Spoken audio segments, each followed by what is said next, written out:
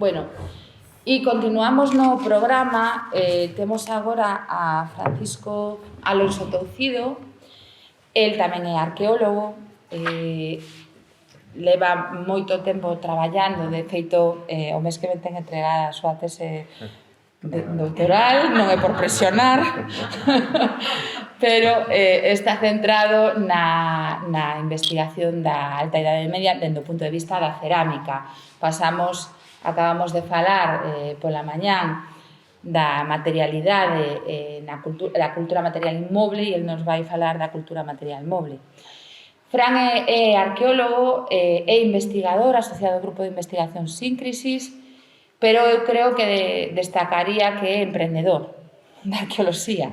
Ten unha empresa dende hai moito tempo de arqueoloxía, quizás dos empresarios máis xoves no seu momento, agora xa creciches un pouco, pero montou unha empresa bastante xoven e a min, igual que buscamos os seus perfis bastante eclécticos, non? Pero igual que pola mañán falamos no caso de Surso ou de Sonia da variedade de traballos que facemos, no caso de Fran é un pouco mesmo porque ten moita experiencia en excavación, ten moita experiencia tamén en prospección, en posta en valor do patrimonio construído e non soamente.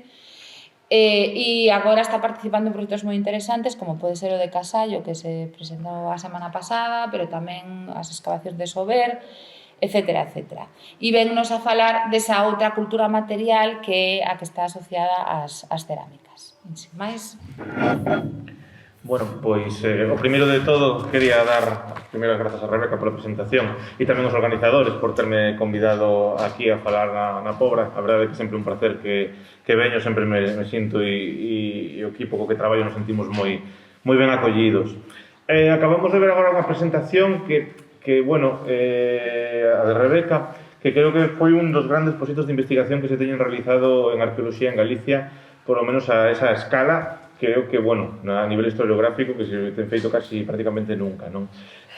Normalmente en arqueoloxía a cerámica suele ir un poquinho por diante porque é o material que máis nos aparece nas excavacións arqueolóxicas, pero aquí temos que dicir que vamos a ir por detrás da arqueoloxía da arquitectura, porque todo o traballo en Enchae, presentado anteriormente con Rebeca, foi dilucidando a través de datacións, a través de informes de datos concretos, unha realidade que a nivel histórico se comprendía ou máis ou menos se vislumbraba, pero non completamente, non? E agora, a través do estudo cerámico, vamos a intentar ver como ese reflexo e esa procreación de igrexas no mundo alto medieval galego se ve a través da cerámica. A charla que vou a dar está un poquinho pensada en comprobar como a cerámica vai tamén demostrando a evolución ou é un dato máis para comprender a evolución da paisaxe galega no mundo alto medieval, non? Alto medieval e, bueno, ao longo de toda a Idade Media. Vamos a facer un percorrido pola cerámica medieval galega e, por tanto, pola Idade Media galega. Como fontes para o estudo da cerámica temos os documentos históricos, escritos, obras de arte e, como non, a propia arqueoloxía. No caso das fontes documentais, a maioría son inventarios de doazóns de herdanzas, ventas, compraventas, etc. E a mención a cerámica pois é que é testimonial. Temos mencións a algún nome de pezas que, bueno, pois por exemplo Aquamanilia no 977, que son xerros, Conca no 927, Salares, interpretados tamén como recipientes para guardar salsas, sartallines, non tanto a tixola galega, sino a sartén derivaría deste nome no latín medieval, ou iraque, pezas de importación. O problema é que temos esas mencións, pero son mencións de recipientes que non nos din o material en que están feitos. Pode estar feitos en cerámica ou normal é que estiveran feitos tamén en metais de luxo, prata, etc. Por eso están recollidos na documentación e non en materiais pois de menos valía como podría ser a a cerámica. E non deixa de ser unha mención, é dicir, seguimos a través da documentación en Galicia, polo menos, si algo no norte de Portugal, en fases no que o Reino de Galicia sí que chegaba máis ao sur de Braga, hai documentación sobre algúns centros productores, sobre algúns oleiros que tiñan dereitos do rei para facer a súa produción, pero a verdade é que nos queda moito por coñecer sobre como era a produción medieval, e sobre todo se nos comparamos con outros territorios da Península Ibérica, como por exemplo Cataluña, onde existen alfares excavados, existe documentación que nos fala de como eran os gremios de oleiros, de como se levaba a cerámica aos mercados e as redes de distribución. Nos aquí en Galicia, polo momento, partimos de unhas fontes un poquinho máis humildes. Aquí tedes dos capiteis, están na Basílica de Mondoñedo, teñen unha réplica casi igual en Rebordáns, en Tui, un feito moi curioso a nivel artístico, o banquete de Pulón e de Herodes, e hai recipientes cerámicos nese banquete, pero simplemente a modo testimonial, Neste caso, un lugar do que se acaba de falar, con Beiro, cun fresco espectacular dunha última cea, no que os dado a coñecer por Manuel Gago, no que os apóstolos beben uns en vaso e outros en xerro, E vemos que este en concreto está levantando a tapa do xerro cando está bebendo, Nos atoparíamos posiblemente ante unha xerra de importación de luxo, unha xerra alemana das ribeiras do Rin, pois aproximadamente en torno a 1400 e 1500. Aquí temos unha tipoloxía dese gres renano, e esa xerriña que vemos en Pombeiro pois acaba de cruzar o océano, saliu do Rin por mar e chegou ás costas galegas tamén polo Cantábrico, a nivel arqueolóxico, que sabemos da cerámica medieval? Aquí tedes un plano xa un poquinho desfasado do ano 2010, onde Mario César Vila e outros investigadores recollían diferentes intervencións arqueolóxicas con contextos medievales e ao lado referencias a publicacións que son tamén moi escasas. Como se comentou antes, a verdade é que a arqueoloxía profesional adoece de publicar as súas memorias, os seus estudos.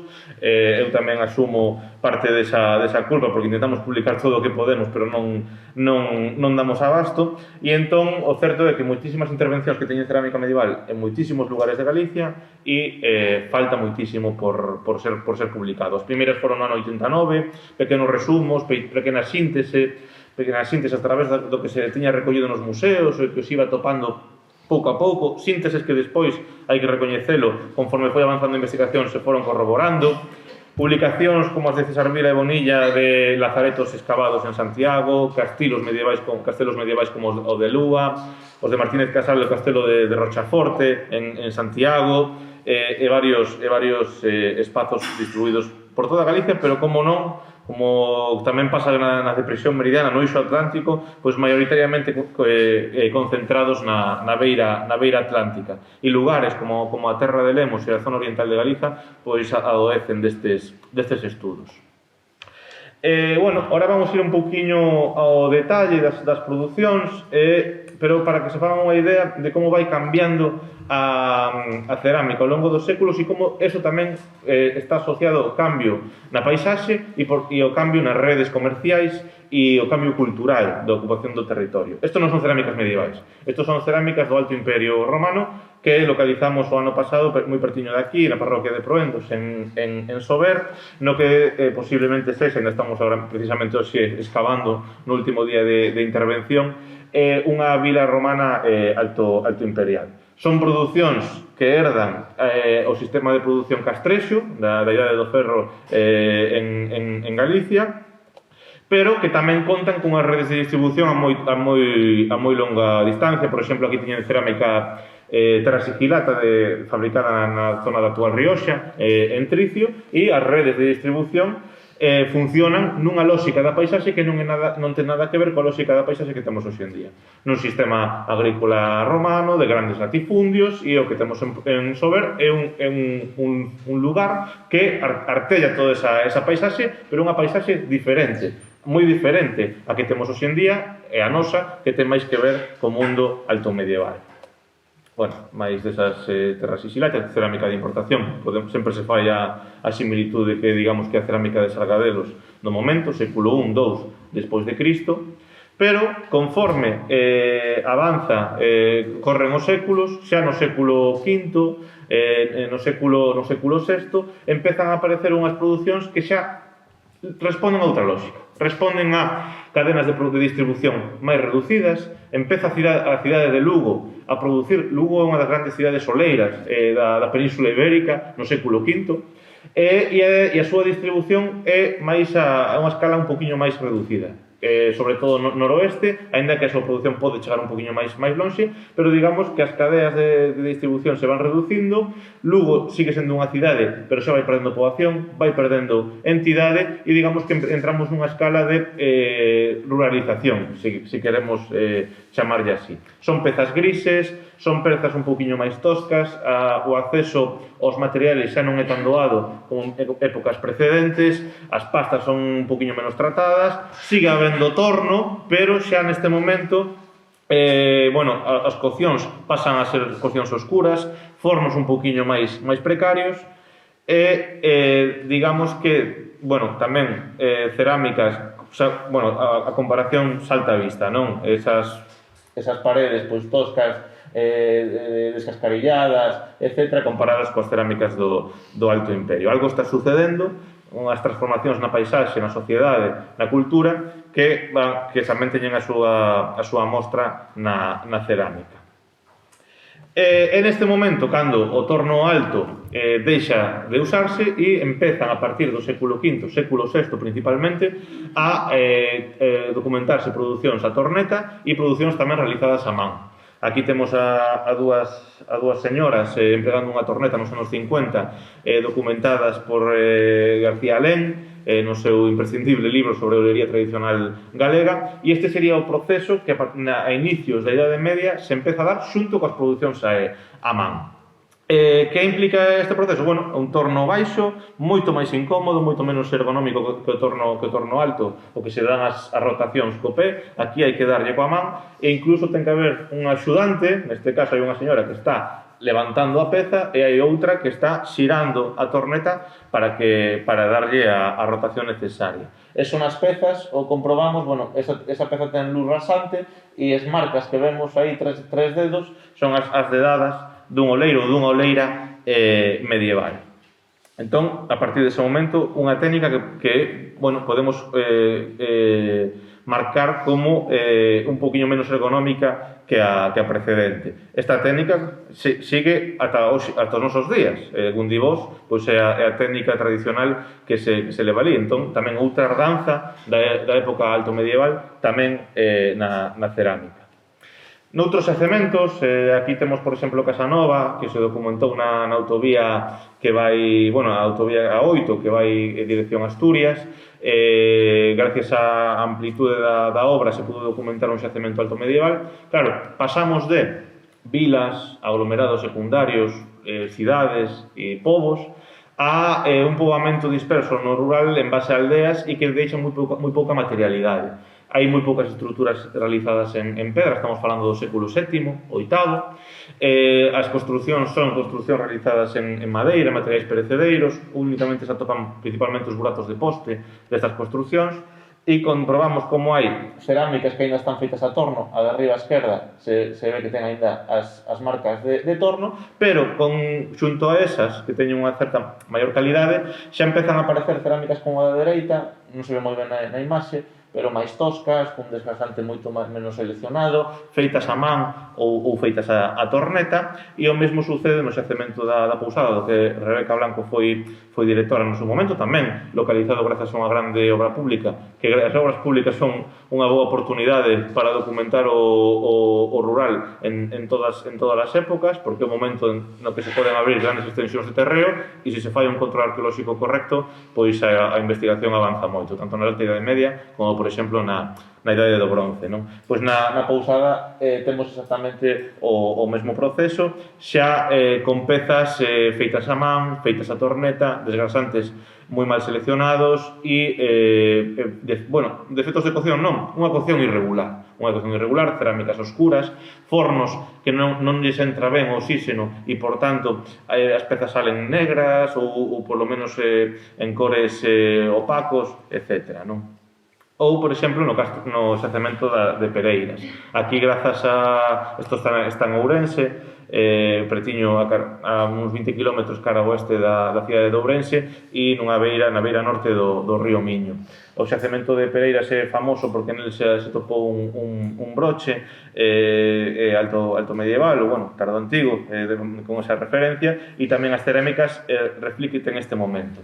Se están mesturando cerámicas feitas a torno rápido, con cerámicas feitas a man, a torneta, e parece que esa é a tónica inicial na Alta Idade Media. Conforme avanza a Idade Media, perdemos completamente a técnica de torno e pasamos a producións a man ou a torneta. Faro de Budiño, situado en Porriño, un referente da depresión meridiana no seu lado sur, dende ali se controla Tui, a importante aglomerado secundario do Tude romano e outras fortificacións que controlan toda esa depresión, pois mostra tamén o mesmo. En niveis asociados ao século VIII, século IX, en función do rango da datación, pois temos cerámicas, pois se ve moi ben aquí, pois os desgrasantes desta peza inferior dereita, toscos, mal seleccionados e demais, que iso podría non ser un impedimento, non? Pero digamos que para o leiro sempre levantar unha peza con eses desgrasantes vai a provocar que se poda romper, non se poden aplicar, por exemplo, rotacións máis rápidas que te permitan subir pezas en menor tempo e de maior calidade, etc. Non?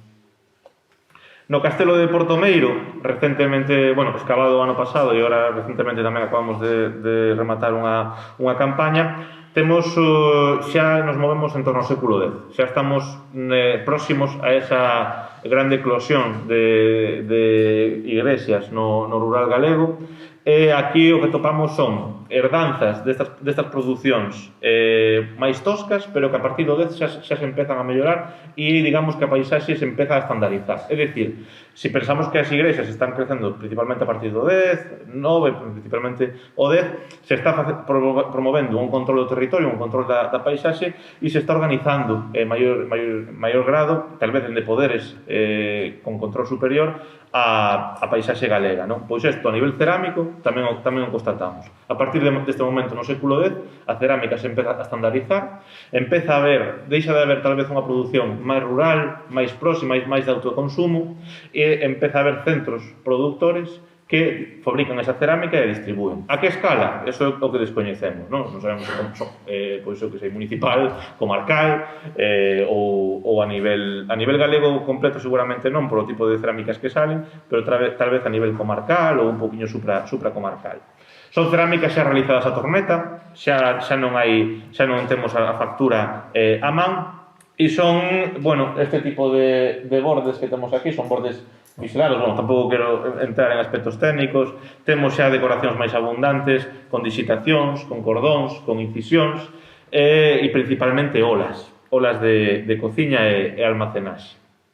Estas olas serán o común na Idade Media e agora pasamos, se dixéramos que o Castelo de Portomeiro era o século X, agora pasaríamos ao século XII.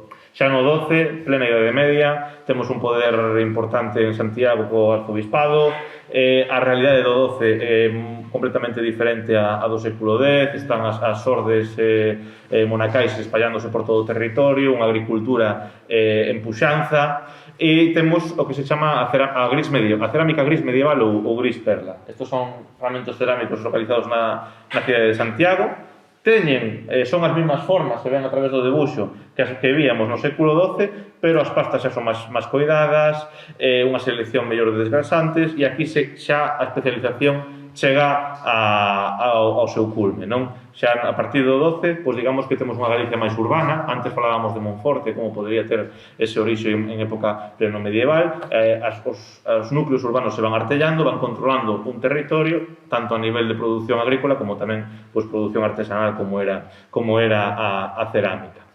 Tamén a xerriña, é un clásico, a xerriña trilobulada medieval galega. Teño aí unha imaxe en planta do borde dunha delas, moi similar ás xerriñas de Bundibós, non? Fago referencias a Bundibós porque para mí é unha das sablerías máis antigas que siguen hoxe en día en activo e a temos aquí pretiño, non? Grandes barreños ou barcais, máis ou menos deste tamaño, os que en castelán se coñecen como lebrillos, tapadeiras moi decoradas con disitacións e incisións, e tamén nas propias asas das xerras, pois unhas incisións, como vemos aquí, que tamén son clásicas da cerámica medieval galega, as disitacións, e a disitación, unha cuestión interesante, é unha das poucas, bueno, en Galicia pola humidade e polo tipo de solos que temos, a materia orgánica non se adeita a conservar, e unha maneira que temos de aproximarnos aos textiles medievais é a través da cerámica, porque o leiro, cando facía a súa decoración, empregaba un trapo mollado. Entón, colocaba o dedo, e aquí o que temos, a imaxe non é moi boa, pero é o entramado textil pois dese pano que empregou o leiro, e comparando varias cerámicas de varios cementos hai diferencias tamén neses entramados. Entón, unha maneira secundaria de chegar a ele. E aquí, por exemplo, nesta outro cemento tamén se ve moi ben, pero aí están. E, bueno, este tipo de olas, sí, coas visitacións. Aquí, por exemplo, no outro cemento de unha intervención en Santiago, tamén un gran cántaro medieval con incisións, e as tapadeiras e os lebrillos con pastas nas que evidencian que os fornos están máis cuidados, xa están máis controladas as temperaturas de cocción, e a técnica se vai estandarizando máis, non? Do Oriente, no Oriente galego temos poucos conxuntos, a verdade, que de referencia. Un deles é un que se acaba de publicar aí pouquiño, ano pasado, ou hai dous, se mal non recordo, Covairós, no Concello de Triacastela, no que tamén aparece esa cerámica altomedieval, cerámicas toscas, no que está completamente feita a man, sen uso de torneta, cun cepillado nas súas paredes, e despois, xa na plena e na baixa Idade Media, aparecen producións coidadas, con pastas seleccionadas, con eses punzados medievais e con unha coloración ao que non se estaba acostumado en Galicia, porque estábamos acostumados ao que había no Occidente, pero ora estas novas coleccións que se están publicando na Terra de Lemos e no Oriente Galego, pois están sumando información e están cambiando un pouquiño a visión que tiñamos da cerámica medieval galega, non? Unha ola tamén localizada en Covairós, neste caso de cronoloxía pleno medieval, e xa facendo mención a Pobra do Brollón, pois no Castro de San Lourenzo, na capela excavada durante varias intervencións en varios anos, pois tamén se documentou, como non podía ser de outra maneira, cerámica medieval que corresponde a eses tipos de asas. Os punzados son característicos, non os hai noutras cronoloxías, pode haber algo en época moderna, pero son principalmente medievais. É un tipo de pastas alaranxado, ben seleccionado, etc., que coinciden coas localizadas en Covairós, non? Entón estamos vendo que hai unha produción na contorna, digamos que nun eixo entre Triacastela e a Pobra do Brollón. Sabemos que hai un lugar de produción con as peculiaridades cerámicas, con as pastas, e que está por documentar e por constatar, e sabemos, bueno, vamos collendo un pouquiño as súas liñas de distribución. Sabemos que chega a Pobra, que chegas a Triacastela, a cuestión é desde onde. Cerámicas baixo medievais, localizadas no Castro de San Lourenzo, son características porque teñen un borde cun saínte moi pronunciado, chamase borde de pestana. Daría unha cronoloxía entre o século, principalmente o século XIV, XV, onde que tamén os pode haber no XVI.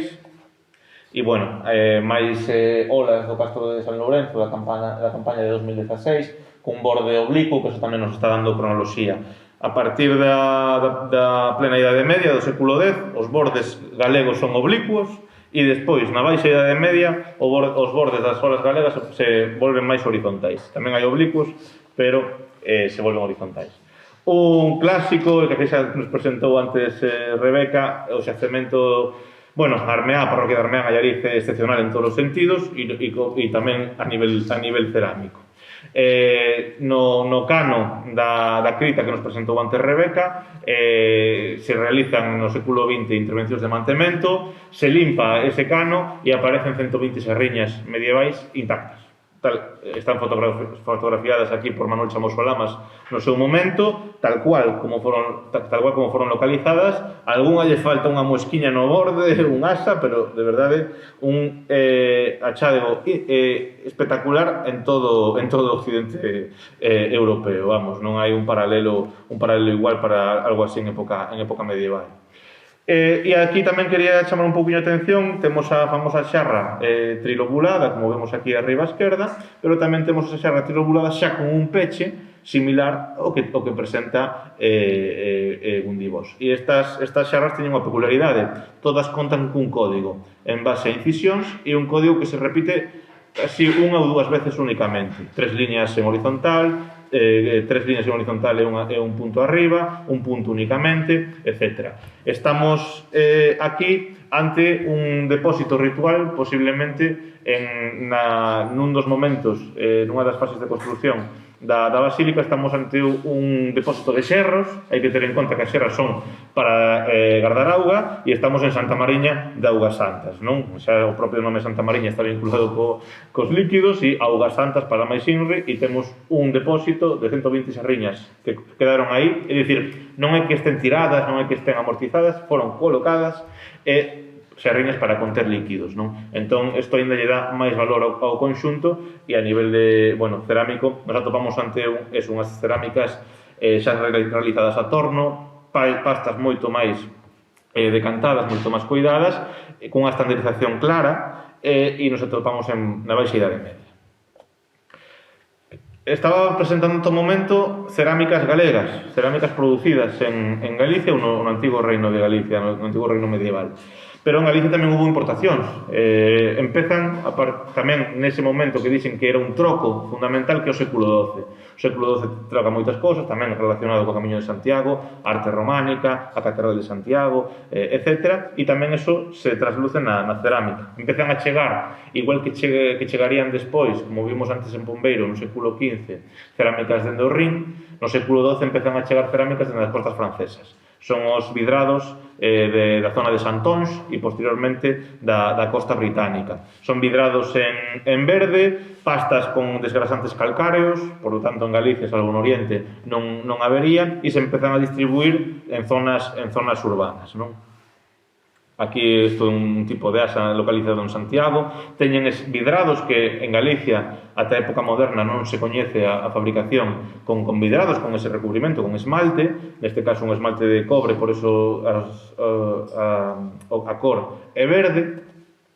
E despois tamén a cerámica común de época baixo medieval. Xa pasamos a un mundo completamente diferente, estamos no século XV, século XIV, sigue habendo produción de cerámica común, pero xa moi ben organizada, dende centros productores que distribúen, seguramente organizada en gremios, pero non nos queda documentación que nos fale deses gremios. En este momento xa entra a importación desde exterior a gran escala, tanto a nivel europeo, como podemos ver as cerámicas do Rin, como a nivel peninsular. Empezan a chegar cerámicas levantinas de lugares hoxe en día famosos, como por exemplo Manises, cerámicas sevillanas, lugares con moi importante tradición oleira, por exemplo aquí louza dorada, se chama, ou louza de reflexo dorado, se chama desta maneira porque acollemos hoxe en día, pois eso, 500 ou 600 anos despois, e sigue reflectindo perfectamente, unha calidade extraordinaria, incluso con escritura. Aquí temos parte de letras góticas dese momento.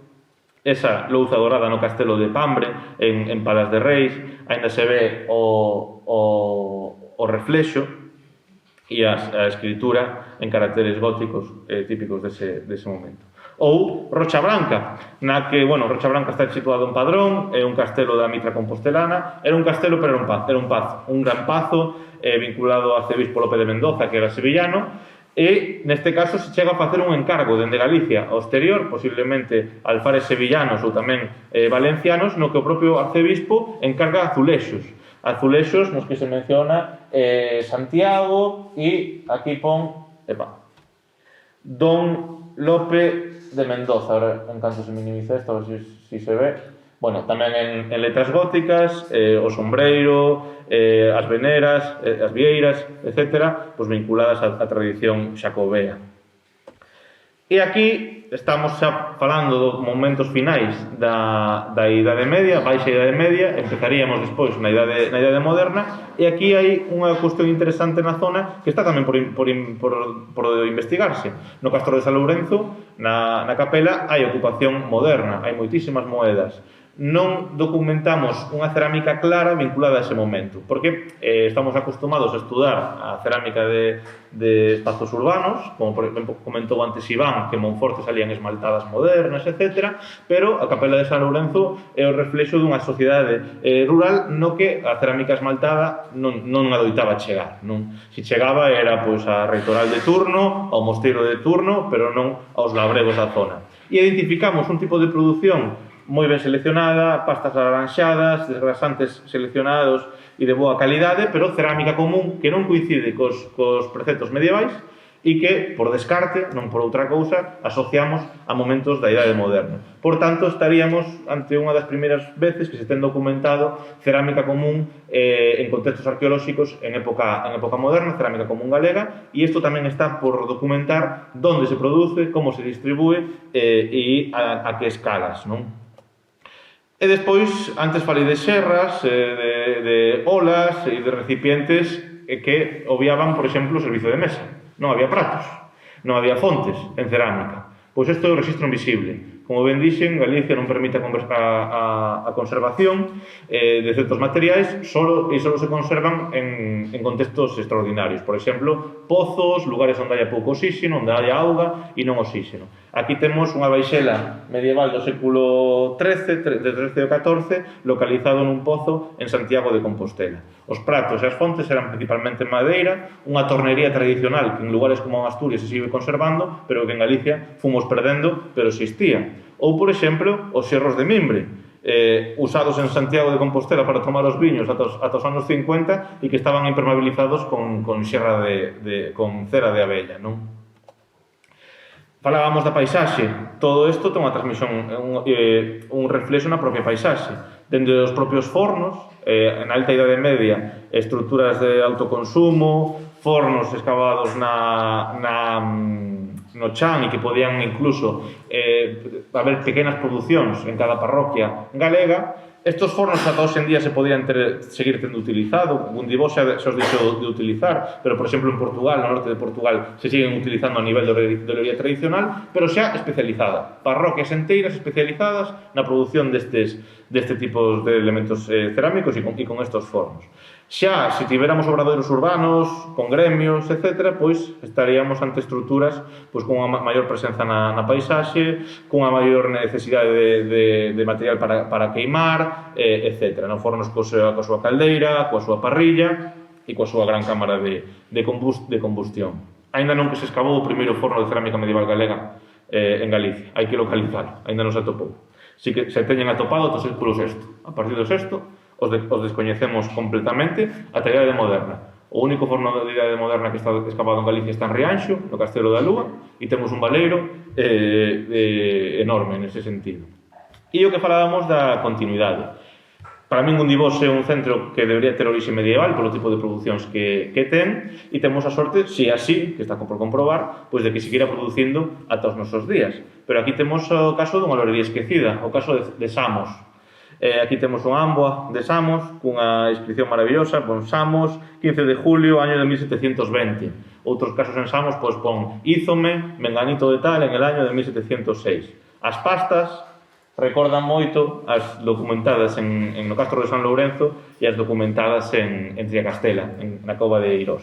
Entón é moi probable que Samos, vinculado tamén a un fenómeno monacal, este organizando a produción xa dende época alto medieval, como hipótese, e despois chegaría, canto menos, ata o século XX, porque ata aí nada os fornos de Samos seguían producindo, hai pouquiño se recuperou e se fixo unha primeira cocción, e, bueno, agora fixemos un paseo, por así dicilo, pola produción ata a Idade Moderna. Hoxe en día quedan lugares como Bonxe, como Samos, como Gundibós, como Buño, que son o reflexo, algúns deles, desa produción antiga e que compre defender, compre investigar e compre salvaguardar para que perpetúen, porque xa sabemos o caso en Bonxe, queda unha oleira, en canto morra, pois ponxe deixará de producir. Muntivós quedan dous oleiros, hubo agora relevo xeracional, por sorte, pero é unha técnica, unha tradición que se está perdendo e que é o reflexo da nosa industria, porque isto, ainda que sexa artesanía, tamén é industria e tamén é comercio. Entón, está por investigarse aún toda esta cerámica e por pola aínda máis en valor, e con isto, pois moitas grazas.